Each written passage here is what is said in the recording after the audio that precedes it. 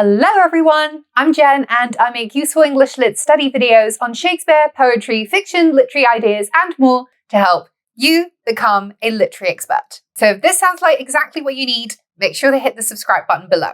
In today's video, we are analysing one of the most famous American poems of all time, which is Robert Frost's The Road Not Taken. It's such a relatable poem for everyone because, at least on the surface, it's about a dilemma that we would all have encountered at various points in life. What if I were to make a completely different decision about whatever? Instead of becoming a corporate lawyer, what if I had pursued my passion and gone to art school? Instead of marrying my childhood sweetheart, what if I had waited until later and explored more relationships? Instead of staying in my hometown, what if I had taken the leap to travel the world and become a digital nomad? So by the time we reach a certain age, there's bound to be this basket of ever-growing what-ifs. And while some of them may elicit feelings of regret, others may simply inspire bouts of wistfulness or even strengthen our appreciation of the choices that we did end up making.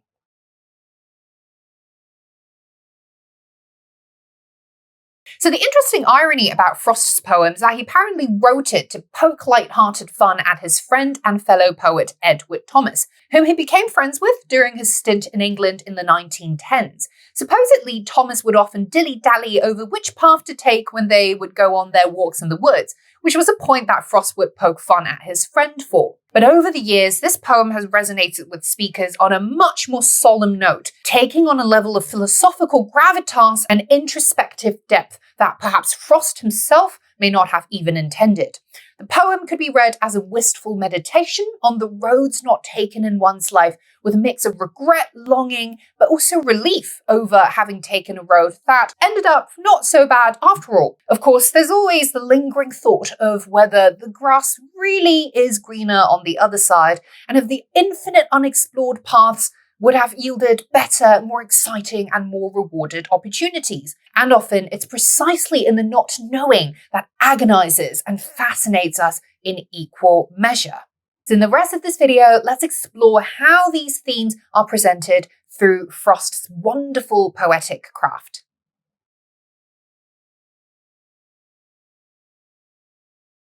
Right away, the first stanza presents the speaker's dilemma. Two roads diverged in a yellow wood, and sorry I could not travel both and be one traveller. The tension between two and one, the binary and the singular, can never be reconciled. And that's just a fact the speaker must come to terms with. Even though the positioning of the phrases, two roads and travel both, hints at the inner writhing that this awareness causes for him. By the way, guys, if you find this video helpful so far, I'd massively appreciate it if you could hit the thumbs up button below and subscribe to my channel so that you don't miss out on any of my top grade lit study content going forward. I'd also encourage you to check out my membership program by clicking the join button below if you want exclusive access to members only study content and make special video requests. I'll see you there. The choice of word sorry is curious. Is the speaker sorry for himself? Or is he apologising to some imagined addressee, or indeed apologising on behalf of everyone about the necessary sacrifices that always come with making certain choices in life? There's almost a sense that the speaker feels guilty he couldn't have travelled all the possible roads and seen all the possibilities he could have pursued, so that he can return to share his discoveries with us in a kind of Dantean fashion, whereby the Italian poet travels to the underworld and goes back to the mortal realm to report his sightings. The rest of the stanza is enjambed, spilling across 2.5 lines. Long I stood and looked down one as far as I could to where it bent in the undergrowth. The drawn-out syntax here emphasizing just how long it took the speaker to make his final decision of traveling down one particular road and not the other. There's a hint of irony in the idea that choosing between two options, which doesn't seem like a lot there, right? So no paradox of choice, could be a task, though, that nonetheless still takes up so much time. And yet, maybe this also suggests a kind of circumspection, care, and patience that should come with the very business of making important choices in life.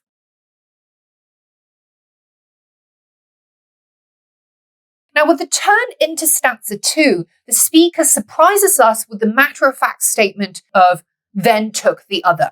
So, having considered the first road for so long, he eventually went with the other one. The reason?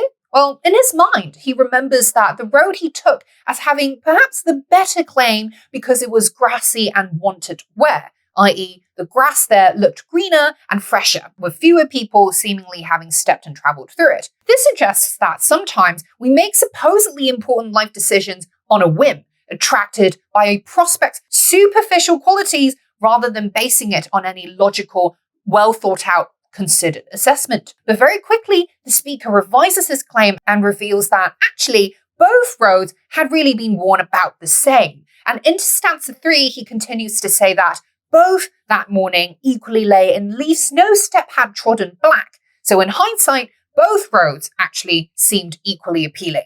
Or maybe he couldn't even remember that clearly. But the speaker's initial impulse to remember his own chosen road as being the better one, yet very soon correcting this claim to concede that maybe both roads were just as good as the other one, reveals an interesting psychological tendency that many of us might share. In retrospect, we like to think that the choices that we had made were the best ones, even though we'll never really know if they actually were, because we don't have that many lives to live out those various alternatives, unlike cats, apparently. Despite our ego wanting to believe we ended up making the right and the best decisions, there'll always be that niggling doubt of the other one being perhaps the better road that we never ended up traveling down.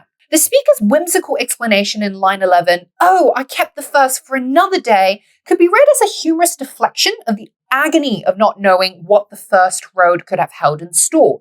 The use of humor to mask regret and ambivalence is not an uncommon coping mechanism, and perhaps a healthier alternative to melancholy. It suggests, though, that the speaker is generally also content with how his own road has unfolded, and this contented state of mind is reflected in the regular, harmonious rhythm and structure of the poem, notwithstanding those slight syntactical fluctuations which suggest these natural small sprinkles of occasional doubt which we all face at certain points. There's also an elegant triangulation in the internal rhymes of day, way in lines 11 to 12, which could be visualized as a person standing at the fork leading into two ways, which encapsulates the very situation that's portrayed in the poem.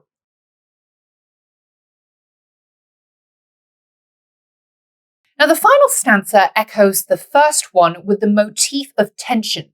But in addition to the philosophical tension of choosing between two roads and yet only being one person, there is here also the temporal tension of looking backwards and forwards, as per the lines, "I shall be telling this with a sigh somewhere ages and ages hence." So the speaker is already imagining himself in his older years, reflecting back on the choices that he had made in his youth, the roads that he had traversed since then, and those others that he had to give up on. The sigh seems to suggest that regret, or at the very least wistfulness, will be inevitable. But perhaps that's just part and parcel of the human experience. We desire and wonder about what we never had. But what's edifying about the poem's ending is its reconciliation of this fact that a piece of us will always pine after what could have been, with the possibility of accepting the choices we have made with optimistic acceptance, as the final lines convey. "Two roads diverged in a wood, and I took the one less travelled by, and that has made all the difference." The anadiploses of "and I took the one" could be taken as a hesitant, self-doubting stutter, but equally it could be read as a reaffirmation of the self's agency and decision-making power. I was the one who made those choices, and there's a sense of reinforced ownership and responsibility in the reiteration of the singular individual pronoun. My final observation relates to the half rhyme of "hence difference," which is the only example of prosodic divergence in the poem. It's witty that the word difference should be the only one point of difference in the overall rhyme scheme, which perhaps actually hints at a little bit of that original spirit of Frost writing this poem as a light-hearted dig at his friend. There's a deeper suggestion, though, that the choices we end up making in life, no matter what they are, is what makes us unique, individual, and worth celebrating, simply because we have chosen. And in choosing, we've exercised our agency, and that in itself is courage. Like the final word difference, standing out from the rest of the neat end rhymes, we take the road we've chosen and emerge different from the other people as we each walk down our own paths, however similar these roads may seem on the outside. And in recognizing the uniqueness of our life choices, perhaps we can come to accept with contentment that compromise of not being able to experience all those other life choices we won't ever know and can ever only wonder about. And that's it for my analysis of this beautiful poem, guys. It's such a widely read, studied, and analysed poem, you're bound to have come across many different interpretations.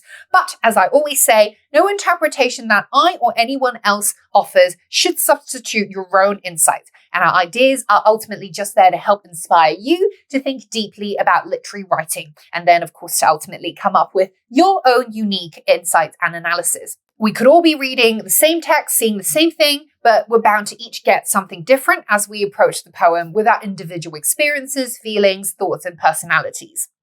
For your next video, I recommend that you watch my analysis of Emily Dickinson's Because I Could Not Stop for Death, which is another super famous poem by a fellow American poet with lots of interesting room for interpretation. And if you enjoyed this video and found it helpful in any way, make sure you hit the thumbs up button below so that you can inspire me to keep making these useful lit videos for you and other passionate lit learners all around the world. If you haven't already, please subscribe to my channel and hit that bell notification so that you don't miss out on any of my weekly study content going forward. You can also consider joining my membership program for exclusive video requests and essay review perks. And check that out in the description box below, or just click that join button right below the video. And I, as always, will see you in the next one. Bye!